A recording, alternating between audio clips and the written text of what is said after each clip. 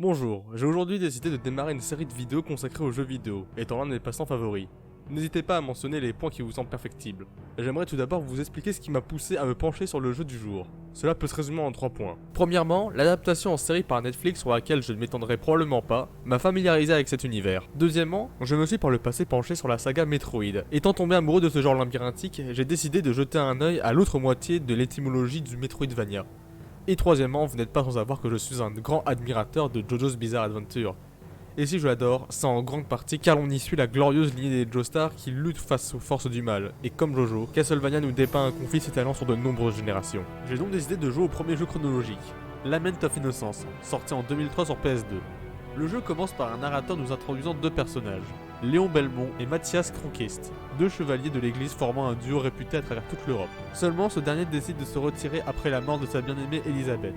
Un an plus tard, une armée de monstres apparaît. Mais en ce temps, les croisades faisaient rage, et l'église ne comptait pas laisser Léon protéger les siens.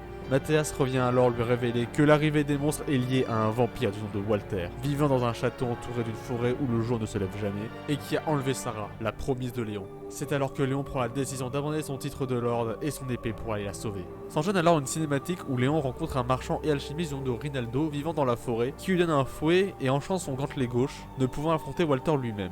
Léon choisit de faire confiance en la magie de cet homme, étant une connaissance de Mathias, puis se dirige vers le château. Nous arrivons dans le gameplay. À gauche se trouve un tuto où on découvre l'usage du fouet, de la garde et d'une relique laissant une traînée de feu derrière soi. Devant, une porte bloquée par un sortilège, et à droite, une salle où on peut rejoindre les différentes zones dans lesquelles on peut obtenir des orbes afin de briser le sort de la porte centrale. Nous avons dès le début accès à chaque zone que l'on peut faire dans l'ordre de son choix. Un item étant posé sur la dalle centrale nous indiquant de commencer par celle-ci. Le foyer des dépouilles sacrées. Dans cette première zone, on y découvre une musique plutôt bonne, mais surtout que lorsqu'on pense à Castlevania, on a tendance à penser à Metroidvania ou à un platformer plutôt pur, mais ce Lament of Innocence n'en est clairement pas un. Il s'agit d'un beat'em up. On se bat avec les coups rapides, les coups latéraux et les armes secondaires. Elles sont au nombre de 5. Les couteaux, qui sont claqués au sol, le cristal qui permet de laisser une bombe derrière soi, ce qui fait penser aux bombes de Metroid, et qui se combine très bien avec la relique qu'on a vue précédemment, les haches qui sont très pratiques ont des ennemis tassés de loin, l'eau bénite qui frappe dans une petite zone devant soi et elle one-shot tous les mobs sauf les armures lourdes qui en faut deux. Et pour finir, la croix qui tourne autour infligeant des dégâts à courte portée. Tous ces objets sont améliorables avec les orbes obtenus dans chaque zone.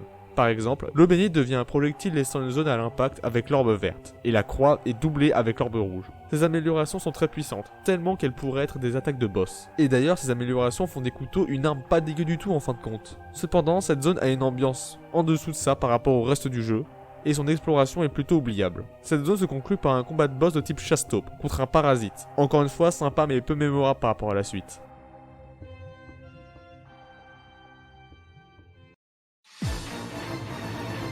Le labo des mystères de l'Anti-âme. Très clairement, il s'agit de la zone que j'ai le moins appréciée. Je trouve son exploration trop linéaire et bourrine. De plus, sa musique, que vous avez actuellement au fond, brise complètement l'ambiance mélancolique du jeu. Dans cette zone, il faut atteindre le sommet pour prendre une tablette sur laquelle est gravée la lettre E. Cette ascension se conclut par une phase de plateforme plutôt cool. Puis il faudra la mettre dans une pierre pour former le mot Emmet, qui signifie dans le langage alchimique vie, ce qui permettra d'animer la roche environnante, formant un golem. Il s'agit d'un boss très conventionnel mais plutôt simple. Au bout d'un moment, il perdra un bras révélant son cœur qu'il faudra lacérer de coups pour obtenir une nouvelle orbe. Le jardin oublié par le temps. Cette zone est semblable au labo sur bien des points, notamment la linéarité de leur exploration et l'aspect défouloir. Cependant, là où le jardin tire son épingle du jeu, c'est sur son ambiance, que ce soit sa musique et ses décors. On passe d'un château où la nature semble avoir repris ses droits, qui n'est pas sans évoquer les ruines du temple du temps de Zelda Twilight Princess, bien que sorti plus tard, à un jardin où la végétation et les gargouilles sont les seules traces de vie. À force d'exploration, Léon atteint une salle où la tête d'une statue, Méduse, l'accueille et révèle à notre héros qu'elle est à l'origine des statues. C'est alors qu'un combat plutôt bourrin se lance, et bien que je suis graphiquement très tolérant, Méduse est vraiment hideusement laide. Avec ses dernières forces, elle s'interroge si le fouet a atteint sa forme complète, et constate que dans son état actuel, il ne peut rien faire face à Walter. Léon part alors demander à Rinaldo plus d'informations, et ce dernier rétorque qu'il n'existe aucun moyen d'exploiter la pleine puissance du fouet par les moyens traditionnels, et qu'il vaudrait mieux ne plus y songer.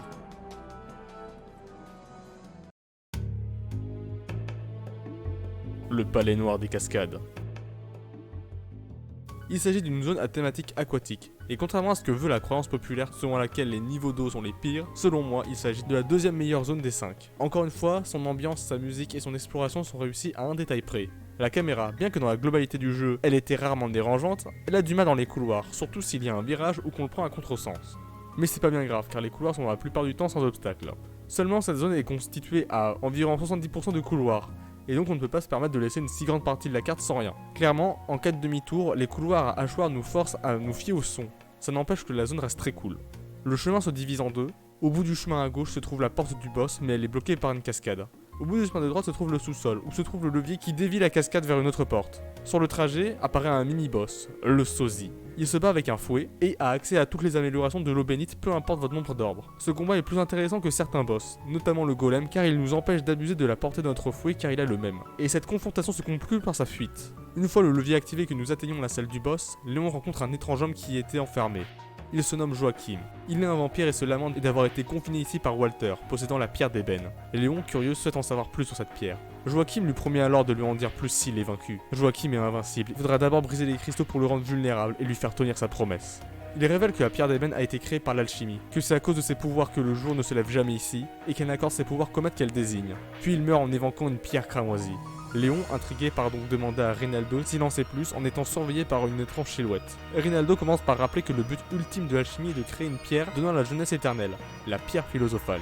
Dans cet objectif ont été créées accidentellement deux pierres, la pierre d'ébène et la pierre cramoisie. La pierre cramoisie prend l'âme des vampires et confère son pouvoir à son maître, mais fait de celui-ci un vampire. Ces deux pierres sont les deux plus grands trésors des vampires. La pierre d'ébène semble être en position de Walter, mais Rinaldo n'a aucune idée d'où pourrait être la pierre cramoisie. J'en profite pour dire qu'une fois le jeu fini, un mode se débloque dans lequel on incarne Joachim. Il n'a ni accès aux armes secondaires ni aux reliques, mais il se bat avec ses 5 lames et utilise son mana pour faire des attaques spéciales. Afin d'éviter les incohérences, les cinématiques ont été désactivées et le boss Joachim est nommé Sosie. Cependant, les vrais sosies ne changent pas du tout.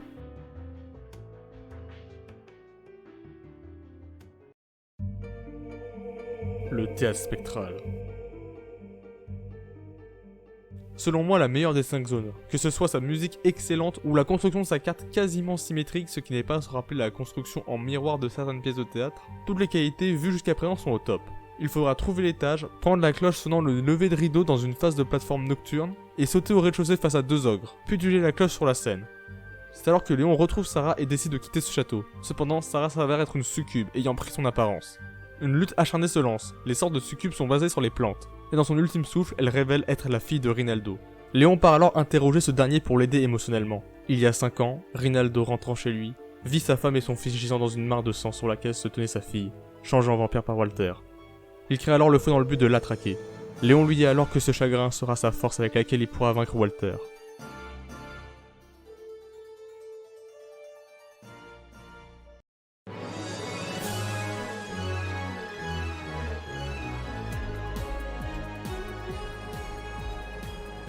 Une fois les 5 ans dans sa possession, Léon obtient l'accès au reste du château et se fait saluer par Walter. Ce dernier décide de rendre Sarah en récompense à Léon, mais avant de partir, Léon vit que le fouet fut sans effet face à lui. Il rentre alors chez Rinaldo, mais un étrange éclair s'abat sur Sarah. Rinaldo révèle que cet éclair frappe uniquement les monstres approchant de chez lui. Sarah est donc contaminée par Walter, et le seul moyen d'arrêter cette tragédie est de le tuer. Seulement, il est insensible au fouet, et pour le compléter, il faut sacrifier une âme contaminée. Alors que le doute envahit Léon, Sarah l'implore d'accomplir sa dernière volonté. Que personne d'autre ne connaisse ce destin. Il finit alors par céder, promettant que son souhait sera accompli. Le Vampire Killer est né. Après s'être recueilli sur sa tombe, Léon part retrouver Walter dans la dernière zone. Le sanctuaire de la lune nébuleuse. On refait premièrement face au sosie du palais noir des cascades, mais se battant cette fois-ci à main nue, le rendant je trouve trop simple. Puis après quelques combats, l'on passe à l'étage, où on retrouve tout ce qui fait la force de ce jeu. Que ce soit une succession de combats dont la difficulté a grandement augmenté par rapport aux 5 zones, étant jouable dans l'ordre de son choix, des mécanismes de retour comme les phases de plateforme nocturne du théâtre spectral, ou encore le thème de Léon qui représente le mieux l'ambiance tragique et mélancolique du jeu. Il faudra prendre la tablette 6 en chiffre romain dans la tour de l'Est, puis aller la changer en 4 au centre pour obtenir la clé de la salle du trône. Mais avant, allons à la tour de l'Ouest, où ne se trouve en apparence qu'un bonus, mais se cache une autre salle avec une clé. Elle permet d'ouvrir une porte se trouvant dans la salle où l'on choisit sa zone. Derrière elle se cache un boss, l'oublié. Son combat se divise en 3 phases. Tout d'abord, il faudra frapper son torse tout en repoussant les vagues de larves. Puis il faudra éviter son bord tout en le frappant. Et pour finir, il fera s'effondrer le plafond et crachera du feu. Si sur le papier il semble facile, dans les faits il s'avère coriace sur la longueur. Il finit par s'éteindre en vous laissant l'arbre noir. Avant de passer au combat final, voici mon avis global. Comme je l'ai dit tout au long de cette vidéo, j'adore l'ambiance musicale et scénaristique. J'apprécie également grandement l'exploration ainsi que le maniement et les combos de Léon, même si je pense que certains coups se débloquent beaucoup trop tard. Cependant, il y a un défaut dont j'ai pas encore parlé. Trop d'éléments sont uniquement secondaires. Par exemple, les reliques relèvent plus de l'anecdote que du réel bonus. Elles sont beaucoup trop faibles et on se sent jamais obligé de s'en servir. On peut traverser le jeu de long en large en oubliant leur existence. Il y a aussi le cas des enchantements. Dans le labo, le jardin et le palais se cachent respectivement les élémentaires de feu, de foudre et de glace. Les vaincre permet de renforcer le feu en attendant d'acquérir le Vampire Killer. Mais sinon le fouet de feu ne permet que d'ouvrir une porte gelée au palais et de casser une statue en la chauffant puis en la brisant avec le fouet de glace. Le fouet de foudre ne sert littéralement à rien et c'est dommage, car si les objets auraient été mieux exploités, le 100% serait plus intéressant et agréable. Mais la mission première de ce Lament of Innocence est de justifier les différents éléments du lore de Castlevania, étant le premier chronologiquement, et il le fait avec brio. Je recommande donc chaudement ce jeu à qui voudrait se pencher sur cet univers. Cependant, je vous incite à quitter cette vidéo maintenant que je m'apprête à raconter le combat final et son retournement de situation. C'est suite au fameux plan terriblement classe de l'ascension du héros vers la salle du trône éclairée par la lune que se tend le dénouement final. Walter semble s'amuser à l'idée de se battre, mais comprend que ce sera pas si aisé avec la pleine puissance du fouet. Suite à une bataille où Léon laisse exploser sa haine, Walter dit qu'avec sa puissance, il sera ressuscité. Cependant, la mort apparaît pour lui prendre son âme et la donner au propriétaire de la pierre cramoisie, Mathias. Il voulait devenir un vampire grâce à la pierre, et pour ça il s'est servi de Léon, mais aussi de Sarah, Rinaldo et de Walter. Il cherche la vie éternelle pour maudire Dieu à tout jamais, lui qui lui a privé de sa tante Elisabeth alors qu'il a consacré sa vie à se battre en son nom. Il incite Léon à se joindre à lui, ayant tous les deux une profonde haine suite à la mort de leur promise. Seulement, Léon s'est certes battu par vengeance, mais surtout pour accomplir le dernier souhait de Sarah. L'éternité ne serait que vide sans elle. L'aube se levant, Mathias décide de partir en laissant la mort finir le travail. Suite à un combat éprouvant, Léon déclare pouvoir éliminer tous les êtres liés aux vampires. Mais la mort vivra tant que son maître est en vie. Il lui demande alors de transmettre un message, disant que la lignée des Belmont le rattrapera armé du fouet, et que à compter de ce jour, le clan des Belmont chassera la nuit.